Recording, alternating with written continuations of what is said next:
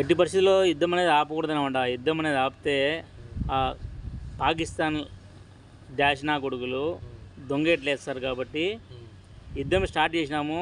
ఆ పక్క గడ్డి మొలక కూడా మలుచుకోకుండా మొత్తం ధ్వంసం చేసేయండి.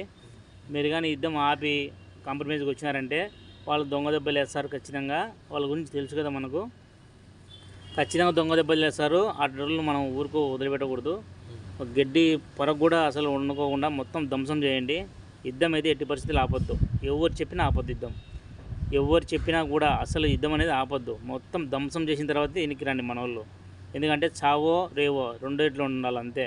మన వాళ్ళు 2 చనిపోయారు. ఈ పక్క చాలామంది ఇంకా చనిపోయిన వాళ్ళు కూడా ఉన్నారు. అవి బయటికి రాలే సామాన్యులు చాలామంది ఉన్నారు. కాబట్టి ఎట్టి పరిస్థితుల్లో యుద్ధం అనేది ఆపొద్దు. ఆ పక్క ధ్వంసం చేసి మొత్తం నాశనం చేసి రండి. యుద్ధం అయితే అస్సలు ఆపొద్దు, ఒప్పుకోవద్దు. అసలు భారతీయ జెండా నిలబెట్టరండి. మన జెండా ఆ ఏరియాలో నిలబెట్టరండి. అప్పుడు ఒప్పుకుంటాం. ఇప్పుడైతే ఒప్పుకునేది లేదు. యుద్ధం అనేది అస్సలు ఆపొద్దు. ఓకేనా?